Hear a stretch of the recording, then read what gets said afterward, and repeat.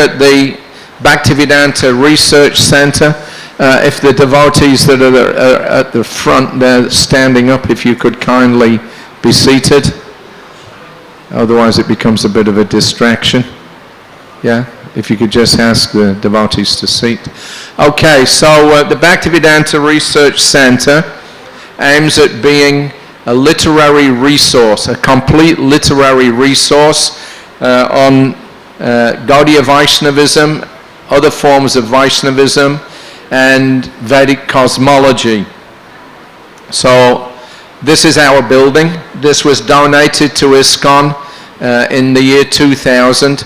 It's bigger than what it looks here. This was given to us by a gentleman called Mr. Shyam Sukha. He visited here once a couple of years ago, actually. What we have, this is looking from the side. There's a guest house here. Just like you've got a small guest house, we also have one. And then at the front here, we have the library on this level here. So this building then came to us for this purpose in 2008. That was after I met this devotee. His name is Pranava Prabhu. He's a very nice devotee. He's from Sweden. He lives in Stockholm at the current moment. In 2008, I had been asked by the Mayapur Temple of the Vedic Planetarium cosmology team to start a library, Vedic cosmology library, because when we make our presentation of the planetarium in Mayapur in the new temple, we'll need a complete reference library so that we can support all the things that we're going to be presenting there. So we thought we'll get an early start. So I was looking around. I found one room in this building this gentleman had given us. And then later on, I met Pranava in Sweden. We were discussing, and then he was telling me about his plans to start a Vaishnav Studies Center affiliated with the Oxford Center for Hindu Studies. So he was telling me that they were negotiating to buy a private collection of books, some 3,000 books in Calcutta. So I asked him, what are you going to do with those? And he said, well, we're going to have to ship them to England because we have nowhere in Calcutta to keep them. So his plan was to set this center up at the Oxford Center for Hindu Studies. So I said, well, you know, that doesn't sound very practical. You're going to get books that are mainly in Bengali and ship them out of Bengal and bring them all the way to England so you can study, you know, Gaudiya Vaishnavism, which is centered in Bengal. So it doesn't make any sense. So I said, I think I can get this whole building and we can convert that and we can start your whole library and research center in that building. So he was immediately enthusiastic. And so that's what we did. We were able to get permission to use the building from Mayapur Temple, and I was able to raise the funds to do extensive renovations on it. So Pranava Prabhu, in the meantime, he completed his PhD in 2010. His topic was Srila Bhaktisiddhanta Saraswati Thakur, his life and his contribution to the Gaudiya Vaishnav movement. He did such a good job of it that he was awarded a prize by Helsinki University for writing the best thesis for the entire Scandinavia for that particular year. And on the basis of that, he went and lectured, and his topic was the life of Bhaktisiddhanta Saraswati Thakur. So he's our academic director. He's in Calcutta right now, studying advanced Bengali. He speaks 7 languages and he can read 10. So he's a very intelligent man. I'm his assistant basically in helping to just keep the daily running of the center going. So we started this project together then in 2009. The opening was on June 30th, so that's just exactly 3 years ago. Jayapataka Maharaj is one of our big supporters. Of course, this is just a few months after he had his stroke here in Bombay. He was not really physically fit, but he insisted on coming for the opening because he considers it such an important project. This is Mr. Shyam Sukha, the donor of the building. And of course, Bhakti Charu Maharaj is also one of our main supporters. So this is what we started with. This was the room that I'd been given for the Vedic Cosmology Library. It was very run down, kind of derelict. The building was not in use actually. And after 6 months of hard work, this is what we transformed it into. So this is all air conditioned, temperature controlled. On the bookshelves we can get about 15,000 books. We have a full computer system, our own servers, so we've got our own website. And we started off with about 4,000 books. 2,500 was from that collection that Pranava Prabhu had been negotiating for, and then the rest of them that we purchased. So our current catalogue in the last 3 years, we've gone from 4,000 books to about 15,000 books, and plus we've also started a catalogue of digital manuscripts. So I'll explain more about them now. So this is Achyuta Prabhu here. He's our English librarian. He's Italian, and his wife is Bengali. For the last 25 years, he's been collecting books. That's his hobby. So he collects anything about Indian religions, Vedic related texts, especially Gaudiya Vaishnavism. So he's got so many books that he didn't know what to do with them. His wife was getting on his case because the whole house was filled with books. So at the beginning of this year, we made an agreement that he could fill our shelves with his books. They're still his books, but we can add them all to our catalogue. So he's got 11,000 Vedic related texts. So we're putting them all on the library shelves now and carefully coding them and cataloguing them. So more about those in a second. So that was one of the new acquisitions, 11,000 books from Achyuta that we got at the beginning of this year. The next acquisition that we got was Sadaputa Prabhu's personal archive. Some of you will know who Sadaputa is. This picture was taken in Washington, D.C. when we were visiting there in 1976 in early July. There's Bhakti Swarup Damodar Maharaj, Sadaputa Prabhu, Rupanuga Prabhu, and Madhava Prabhu. They were the founding members of what was started up as the Bhaktivedanta Institute. And whilst Prabhupada was there, they took the opportunity to meet together for the first time with Prabhupada and discuss the scientific preaching strategies. So Sadaputa Prabhu was a singly intelligent man, PhD in mathematics from Cornell, and a certified genius. So his particular contribution was this Vedic cosmography and astronomy. In the late 1970s, Prabhupada, of course, had given us instructions to build the temple of the Vedic planetarium, but even the leaders of the Bhaktivedanta Institute told Srila Prabhupada in 1977 that we do not think it's possible to figure out the 5th canto in such a way that it can be presented in the Mayapur temple. So they stopped doing it, but Sadaputa refused to accept that.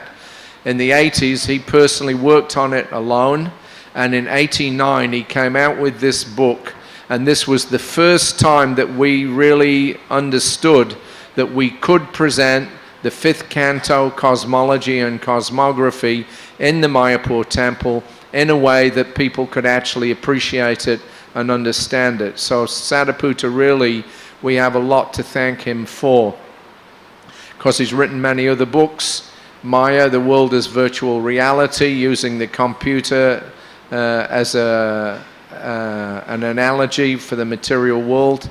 God and Science, these are many articles that he's written over the years, and this book, Alien Identities, which is very important. So, sorry, I hit the wrong button there. Alien Identities is a compilation of modern UFO stories and information, and then he's compared that with descriptions in the Bhagavatam and other Vedic literature that involve interspace travel. One example of that would be when Aniruddha was transported from his palace in Dwarka and taken through the spaceways to the palace of Banasura, because Usa was there and she wanted him as her husband. And so her personal assistant, I forget her name now, she was a yogini. She traveled through outer space. She transported, or basically she abducted Aniruddha from his palace. That means she took him right through the palace walls, through space, deposited him in the palace of Banasura without him knowing. And when he woke up in the morning, he's in this completely different place. That's very similar to the stories of alien abductions that are being reported many times now in the modern age. So that's just one example to show that what we read in the Bhagavatam is actually still going on even in the modern age. So it's a very important book. Sadhaputta did a wonderful service with that. So unfortunately he left his body in 2008, but we were able to secure his entire personal archive. There's about 17 boxes of documents and books, and this is one example: Ancient India, Astronomy, Science, World Culture and Science, Contemporary Science, another box there, Paranormal Studies that he used, the material that he used for putting in this book. So we're very fortunate to get his personal archive. Right now it's on it's in storage, but this year we'll be sorting through that. All of that material has already been scanned. There's about 250 gigabytes of information, and that will be put on our website. So as far as our books go, there's many rare works. I'm just going to give you a little glimpse of what we have. This is a book that a tutor found in a second-hand bookstore. Those of you that know anything about our Vaishnav history will know that Chaitanya Mahaprabhu, His Life and Precepts, was the book that was written by Bhaktivedanta Thakur in 1896, the year of Prabhupada's appearance. And he sent this out to every major university in the world. And this is an original print from 1896. The cover's missing, but a tutor found this in a second-hand bookstore in Calcutta. And he just sent me this week, actually, he just sent me some more pictures of 2 more copies of this book, original prints, that were in the collection that we started our library with. So we've got a couple of copies of that. This is another sample of what a tutor's been collecting. This is from 1885, Chaitanya Chandrodaya, a drama in 10 acts by Kavi Karnapura. So many rare books he's collected, and we have those all in our library now. Now, the core of our library, as I mentioned, that collection, was the personal collection of Sundarananda Vijayabinod. He was one of the leading disciples of Bhaktisiddhanta Sarasvati. He was a Sanskrit professor from Dhaka. He later on joined Bhaktisiddhanta Sarasvati, who you see seated here in the front. The other devotee is Ananta Vasudev. So Sundarananda was the custodian of the main library of the Gaudiya Math. When Bhaktisiddhanta Saraswati started preaching, after some years in Calcutta, they were donated land and a big temple was built at Bag Bazar. Bhaktisiddhanta Saraswati spent most of his time in Bag Bazar. His rooms are still there. And he had the devotees create a very extensive library, about 3,000 or 4,000 books. And Sundarananda was the custodian of that library. So this is the personal library of Bhaktisiddhanta Saraswati Thakur from the Bag Bazar Mat. What happened was in 1937, when they all started fighting with each other after the disappearance of Bhaktisiddhanta Saraswati, then that library was under threat. One group of opposing devotees raided the Bagbazar temple, stole some of that library. So to protect the rest of it, Sundarananda took it all to his home. And he kept it there for many, many years. Later on, he himself also left the Gaudiya Mat. The books remained with him. It was his library. And he died in about 1961 or 62. So that library was sitting in his home, rotting away, being eaten by bugs and insects, and of course being affected by acid and humidity and temperature. It was there for nearly 50 years, just sitting there. Then somehow or another, by Krishna's arrangement, we now have that entire collection in the Bhaktivedanta Research Center. These are samples of some things we found a few months ago. One devotee was looking through one book. This photo fell out of it. This is an actual photograph, actually the only photograph that we know of Srila Jagannath Das Babaji. This was taken when he was about 120 years old. This is around the time when he confirmed the Yog Pit in Mayapur as the actual birthplace of Lord Chaitanya.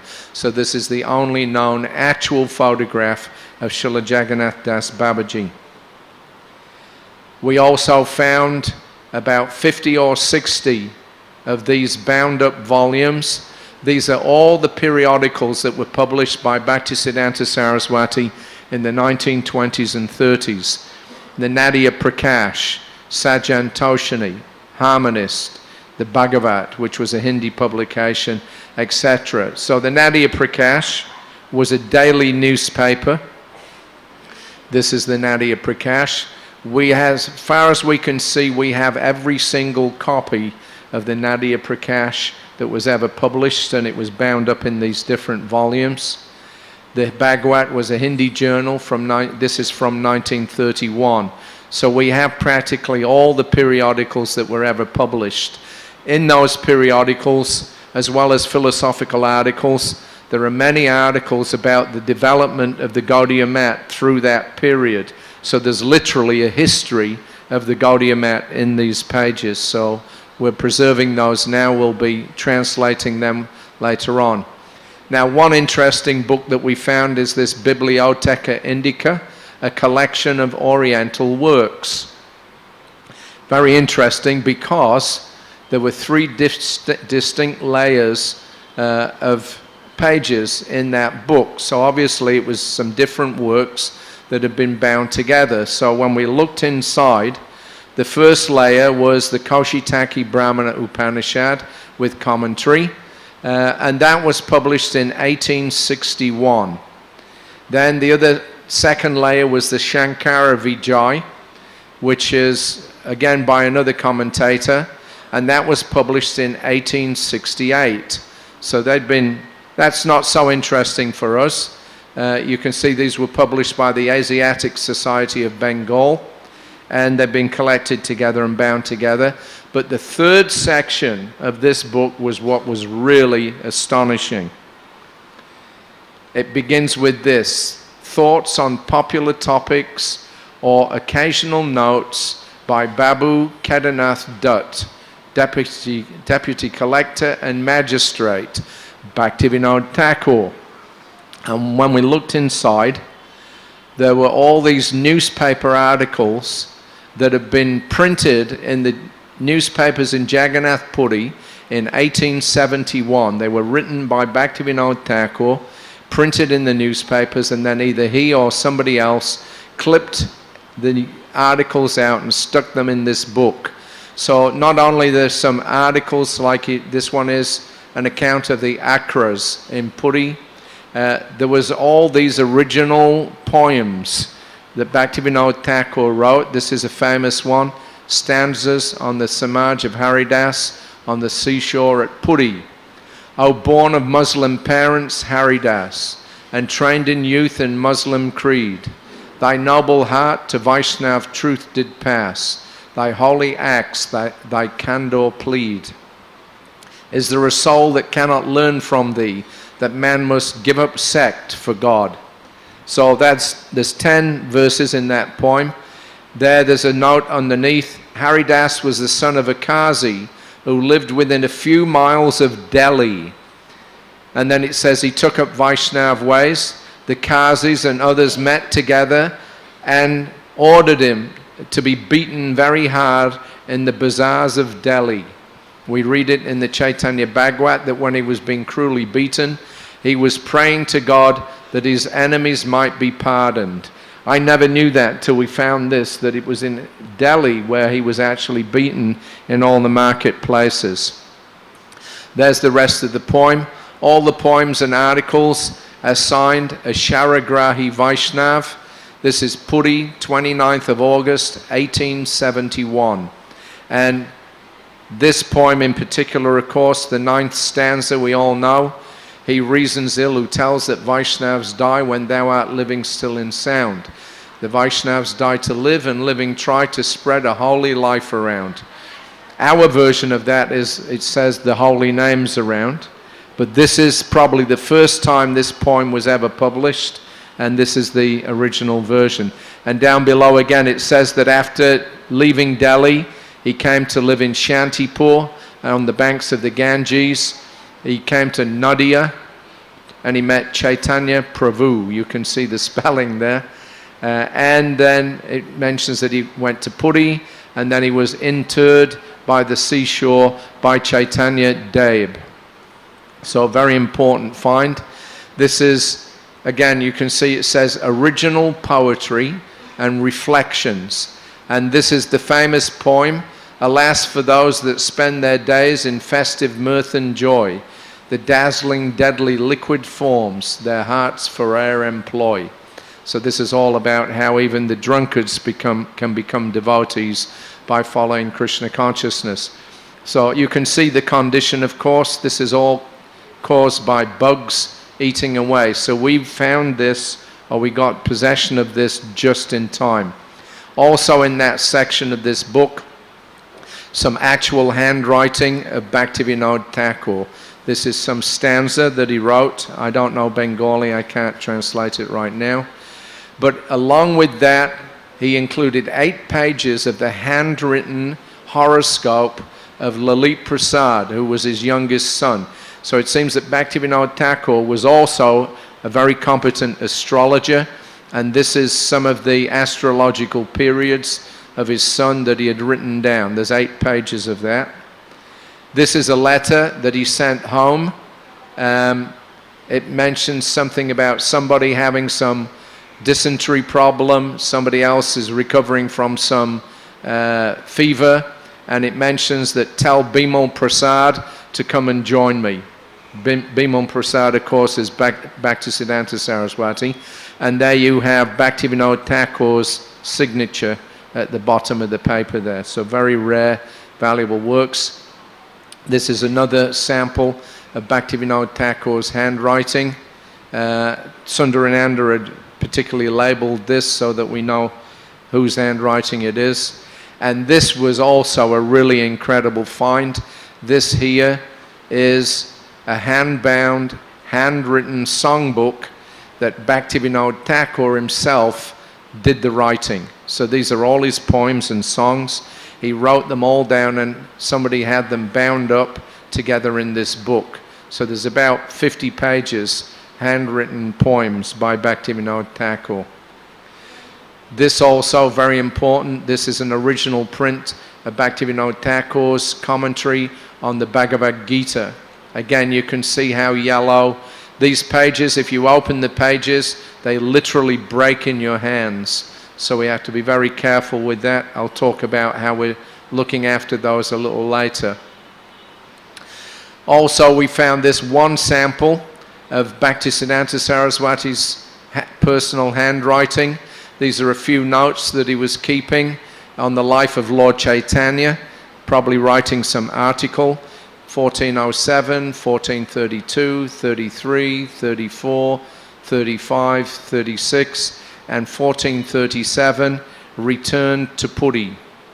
So this is the only sample we have of Bhaktisiddhanta's handwriting. This was really amazing.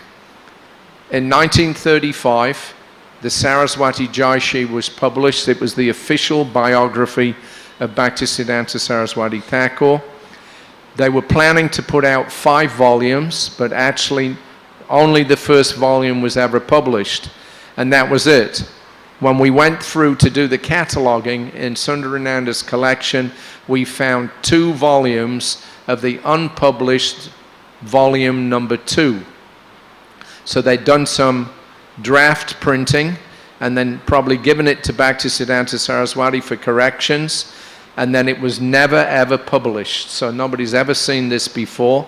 This is virtually an autobiography because it's a series of interviews with him where he's describing his experiences growing up as a young boy and as a youth in the household of Bhaktivedanta Thakur.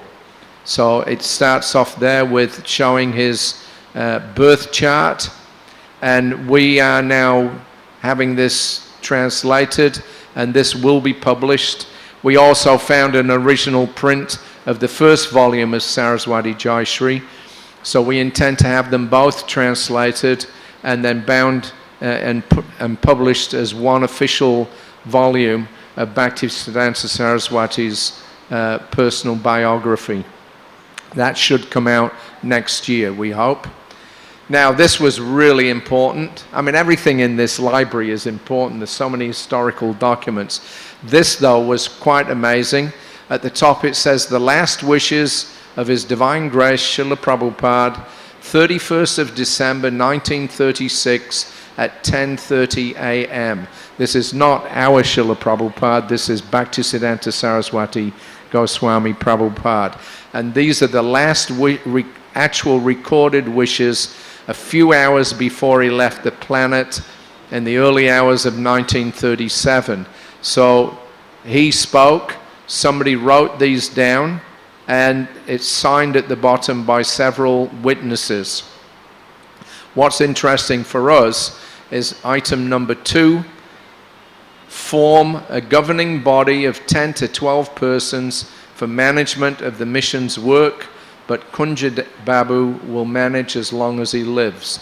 This is the actual record of the instruction to form a governing body commission that Prabhupada always told us about, and which Prabhupada said the failure to follow this instruction led to the destruction of the Gaudiya Math as a united preaching force. So this is the actual instruction as it was written down and witnessed. Other interesting items there. Bhaktivedanta Thakur commanded me to look after my mother, which I could not do. I ask you to complete and I think that's Samadhi of, and then his mother's name, and fix a tablet with the words, "In memory of my affectionate mother." It may cost 2,000 to 3,000 rupees. That's a lot of money in those days. So he wanted to make a memorial to his mother, the wife of Bhaktivedanta Thakur. Number 4 is kind of interesting. It says, "Paramanand, you should have been more intelligent and more sympathetic."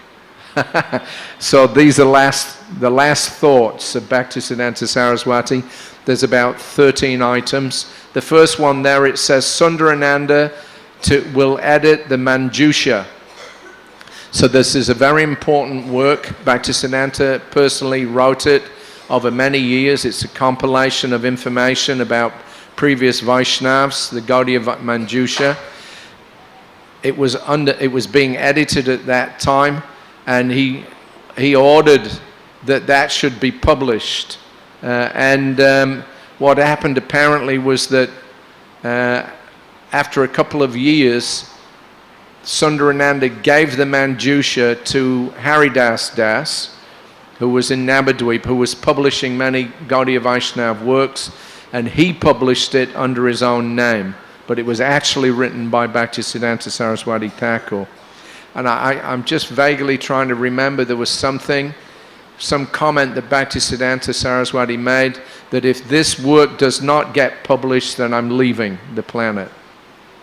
It was that important. Other things that we found, the Jyotiya Vid was a periodical on astronomy that was being published for 3 or 4 years by Bhaktivedanta Thakur and Bhaktisiddhanta Sarasvati. So we found, but we had never seen any copies of it, but we found several of those copies bound together.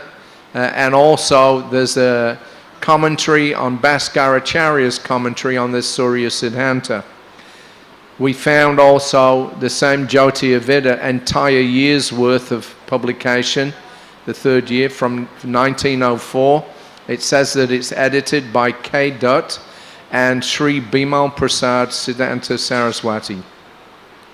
So it seems that Bhaktisiddhanta Saraswati was using the name Siddhanta Saraswati for many years before he took sannyas in 1918, when he added the word Bhakti to the front and became Bhaktisiddhanta Saraswati.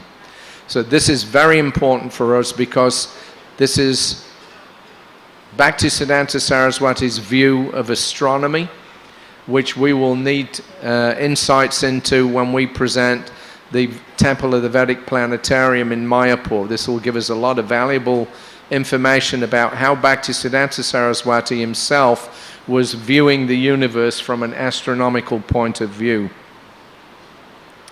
This is a first printing on the Gaudiya Printing Works, Calcutta, which is the Gaudiya Mat's printing works from 1925.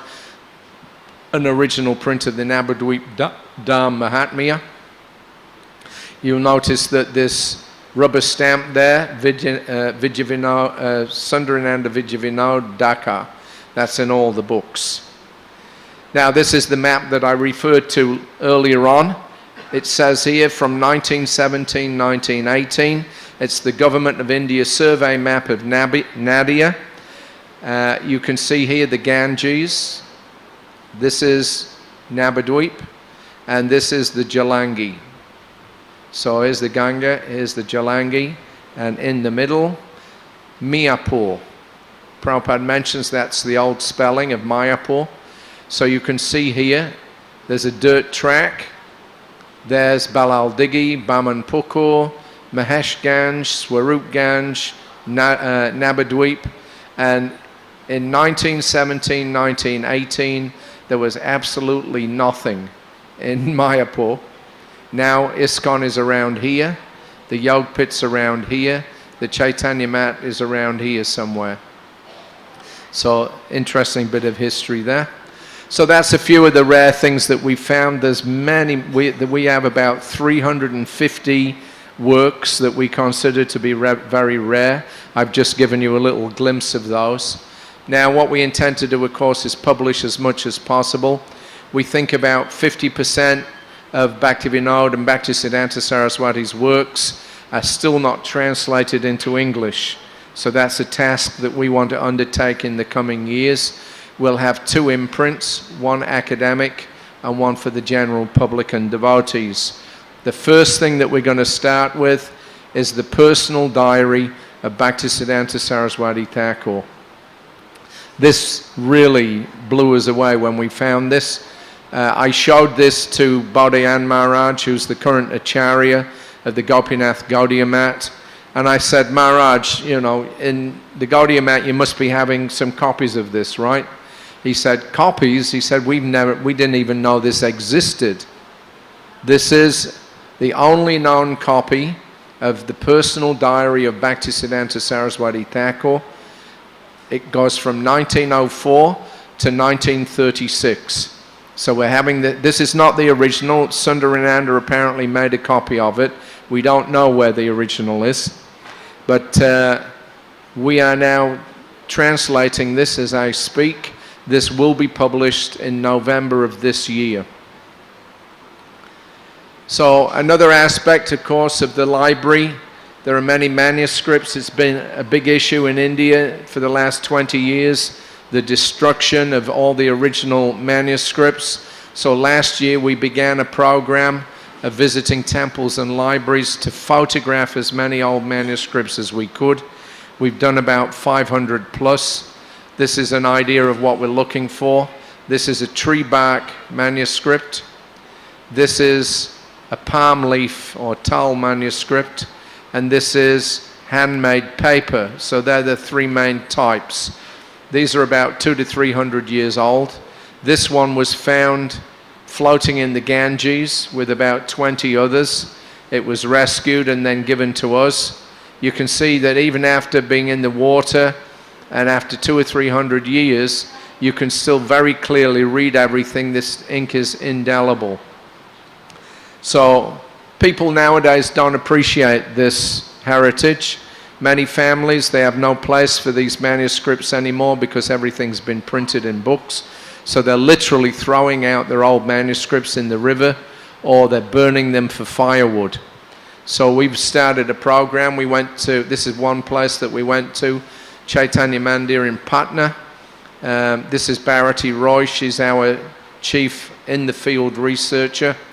And they had many manuscripts. This building is, as you can see, is very old and dilapidated. Their nephew, there's a couple that look after this temple. They're about 75 years old. They have nobody to help them. Their nephew had started going into the library, helping himself to the manuscripts, and then taking them down to the local marketplace and selling them for pocket money. So we got there, we photographed everything, we showed them how to wrap them up and look after them nicely. Another place that we went to was Jaipur, the Govindaji Mandir. We have a contact with their head pujari there. He allowed us to come and photograph about 14 manuscripts in their library. From there they went to Vrindavan, Sringavat, and these beads that you see at the bottom left are the actual Japamala of Srila Jiva Goswami. And when Bharati Roy got there, our researcher, Indradumna Maharaj was staying in Vrindavan, and the pujari of this temple, he had a dream in which he was instructed that there's this very nice boy, devotee, his name is Indradumna, he's from ISKCON, so he's here in Vrindavan. You allow him to chant on my beads. So he was actually, the pujari found Indradumna Maharaj and told him that Jiva Goswami's beads are there. You are now allowed to chant on them. So he actually chanted one round of japa on Jiva Goswami's beads. He introduced us to the pujari, and we photographed all of their manuscripts. From there in February, we went north from Mayapur to Bharatpur to Gadadhar Pandit Sripat. Indradumna Maharaj was visiting, he came with us. This is Sri Tanmoy Goswami, he's the man in charge. This is Bharati Roy, our researcher.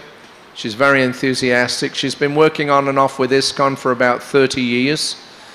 She's 64 years old right now, but she's still very energetic.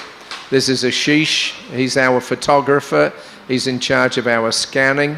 This is Pragosh Prabhu that many of you will know, the book distributor from America. He came with us. And this is Janakaraj Prabhu, who is our general manager of the BRC. So this is a line drawing of Gadadhar Pandit on the wall of the temple. You can see the temple is quite broken down. It needs a lot of renovating. So what we were there for, we'll see in a minute, but this is one of the deities. This is Sri Mayo Krishna. Wherever Gadadhar Pandit traveled, he wore this deity around his neck. There's Krishna, there's Radharani, you can just make her out, and there is Lalita on the other side. So wherever he went, he would have the deities hanging around his neck. Now they're in this temple. But what we went for was this. They have this one manuscript. This is personally written by Gadadhar Pandit. See, beautiful handwriting. This is the Bhagavadgita, the verses of the Gita. This is just one palm leaf. In this, there's supposed to be one palm leaf which was written by Chaitanya Mahaprabhu himself. It's not the verses, but what it is, he counted up the number of verses. So many verses were spoken by Sanjaya, so many verses were spoken by Krishna, so many verses were spoken by Arjuna. It's all written down on this one palm leaf. So we're trying to get them to allow us to photograph the whole manuscript before it gets destroyed any further, so that we can preserve it. They're kind of inclined to help and allow us to do that, but they want money so that they can renovate the temple, because the temple is actually in a bad state of repair. So we're trying to help them out. I'm trying to raise some money so that we can do that, and in exchange we want to photograph the whole manuscript. But there are 3 other places that they claim that they have samples of Lord Chaitanya's handwriting. So one place is the Gauranga Tal Mandir in Navadvip. You see next to Lord Gauranga there on the altar, there's a box. In that box, there is the manuscript. That manuscript is the 10th canto of the Srimad-Bhagavatam, again written by Gadadhar Pandit, and this is said to have, some of the tals have comments written by Chaitanya Mahaprabhu himself. So we were allowed to photograph the entire manuscript. There's about 483 images, and this is one of them. In the middle you can see Gadadhar Pandit's handwriting, and the top line and the bottom line and the end are said to be the handwriting of Chaitanya Mahaprabhu. So we have now photographed the entire manuscript. The second place is Danura Bardhaman, which is the Shripat of Vrindavan Das Thakur. Of course, he is the author of the Chaitanya Bhagavat, and they say that this is the original Chaitanya Bhagavat. It's been kept there since the time of Vrindavan Das Thakur. They won't allow us to photograph this manuscript for various reasons, but you can see this is the handwriting of Vrindavan Das Thakur. This, though, which is with it, is said to be the handwriting of Chaitanya Mahaprabhu. It's just this slither of a palm leaf, and of course somebody unfortunately laminated it with plastic, so it made it difficult to photograph it, but at least we can see the characters quite clearly. And then the third place is Ambika Kalna. This is said to be the whole Bhagavadgita written by Chaitanya Mahaprabhu. This is one palm leaf from that. Every 2 or 3 months they bring a new one out and put the other one back. So they allowed us to take this one photograph of this palm leaf. So with these 3 samples, we want to get a handwriting expert in Bengali to look at them and see if there is any correspondence between the 3. If they are, and we think that they're all written by the same person, it doesn't mean that it is the handwriting of Lord Chaitanya, but it increases the possibility. Because the simple fact is that nobody has a sample of a known sample of Lord Chaitanya's handwriting. These temples claim it, but then, you know, in Navadvip they claim that they have the original birth site of Lord Chaitanya. But we know the real birth site is in Mayapur. So you have to be careful with these claims. But anyway, still, it's very intriguing, and we are trying to do our little bit in preserving these important works. So as far as preservation goes, we're using 3 methods: lamination, engraving, and scanning. So the lamination means using paper lamination. So that we use this very fine, very gossamer-like acid-free paper. You take a printed page, and then on the front and back you laminate it with this special paper. That means that then you can handle the original works without breaking it or destroying it. And we put a thicker piece down the side, and that enables us to bind the book back together when we finish with the lamination. Of course, that lamination is opaque. It's not completely transparent, so you get this background when you do the scanning. But using Photoshop, you can remove the background and you can enhance the text, and that makes it readable again. So we have, since March, we've started a program of getting all the works that we have laminated. This is a sample from the Nadia Prakash. You can see it's very brittle, This is newspaper print, which is not the best of kind of paper anyway, and this is from 1928 or 29.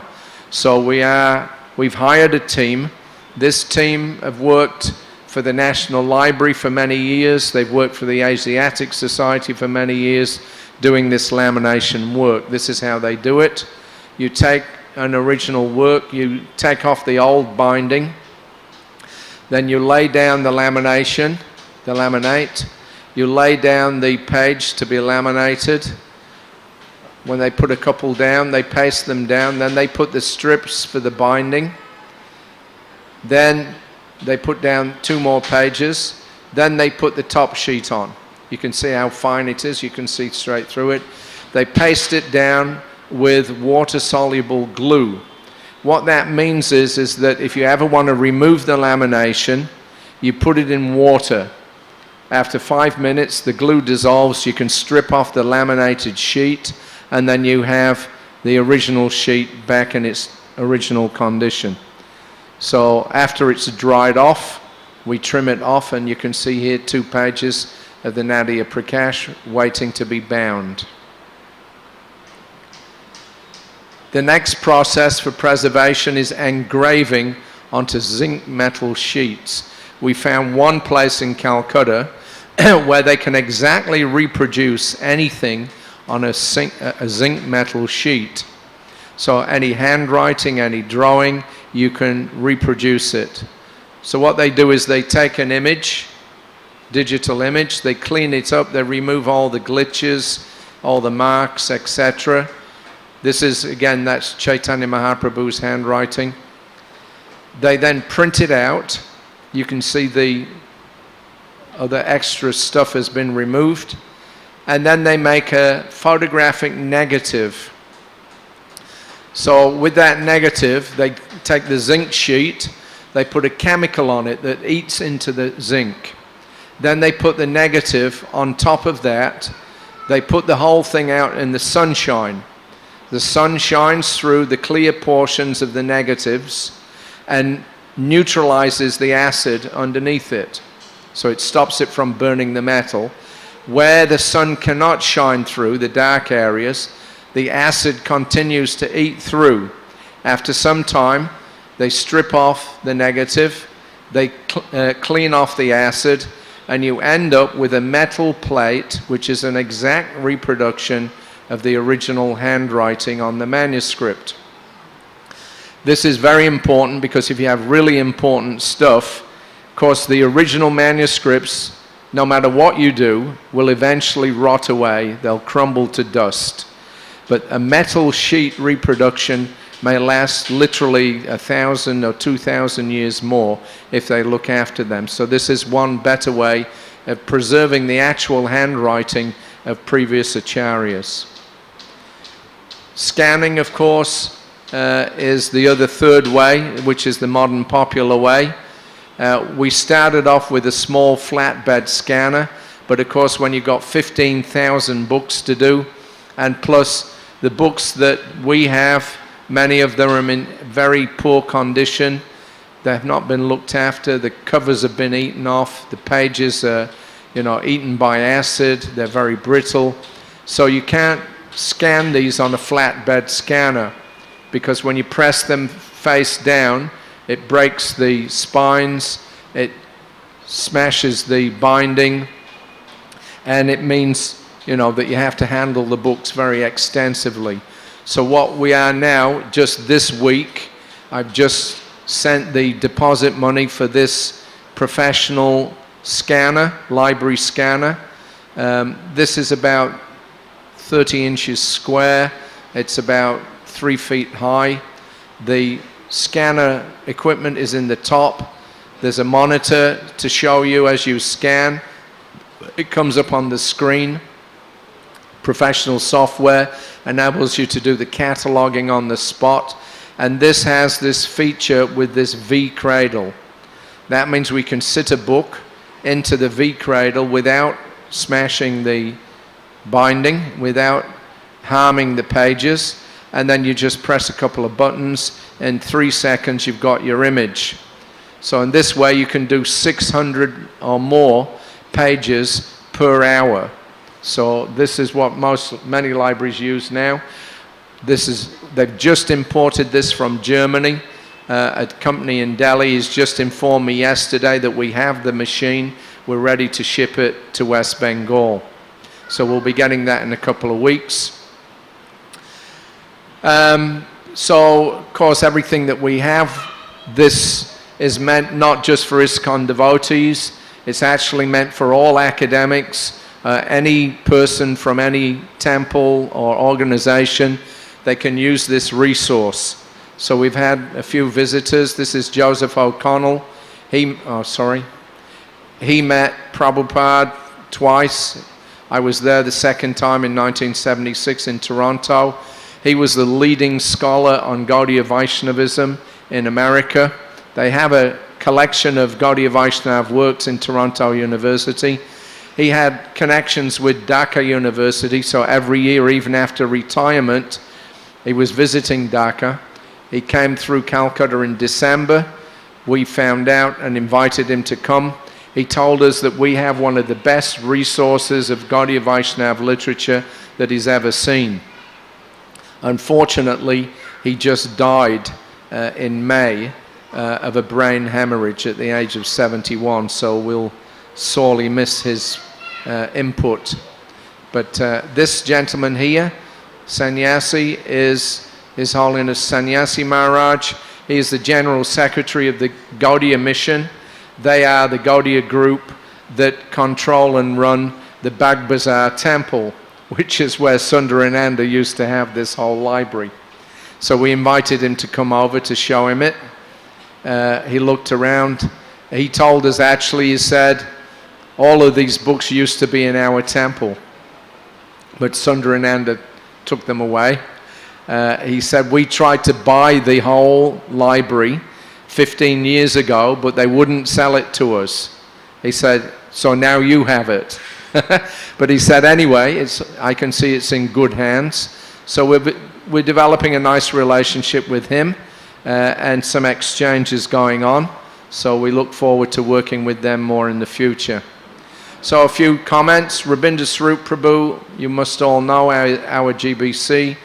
In 1975, he was requested by Prabhupada to investigate starting a university in Mayapur.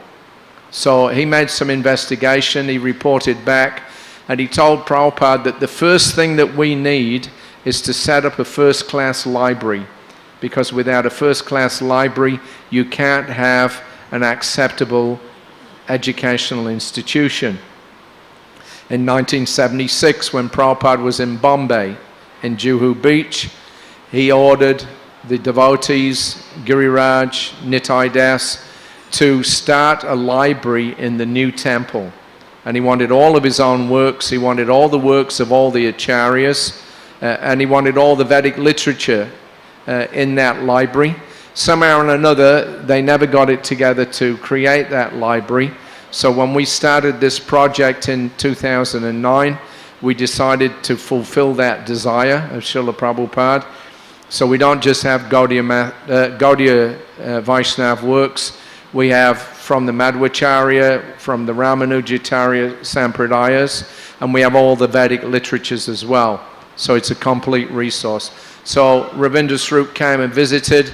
He actually was also played a part in setting up this library, because he introduced me to Pranava in 2008, and that's how we got together. So as he says there, this is the manifestation of the desire of Srila Prabhupada, and it is wonderful to see it. So he's very happy with it. Indradumna Maharaj, of course, is one of our biggest supporters. Very excited. He's taken a lot of photographs, and he's been publishing some of those on his Facebook page on the internet. Ashlyn Aranin is a professor from Connecticut. This was an invaluable asset for my research. Lucien Wang is doing his PhD at Oxford University. He spent 3 weeks with us earlier this year. He's coming again in August for 1 month. As he says, the library collection is extremely impressive, and the library staff were extremely helpful and friendly. Ruby Sain is a professor at Yadavpur University. It's one of the main universities of Calcutta. She says that it's impossible to collect such treasure within such a short period of time. This is indeed marvelous for future generations of India and other countries. She's working with Pranava Prabhu to set up a course on the sociology of religions at Yadavpur University. She's very keen to help us, and she said that when they get set up with that course, she'll be sending their students to come and use our library as a chief resource.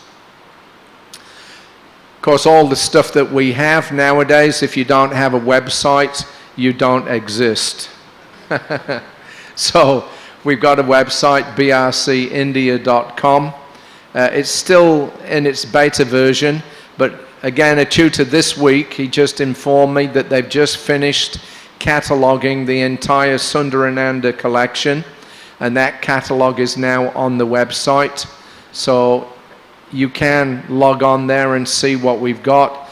The other 11,000 books, 12,000 books, we will be cataloging and putting all that up. And then as we scan all the works, all the images of each title will be added to that title, and eventually, of course, there'll be hundreds of thousands of images on the website. So this is a very important program.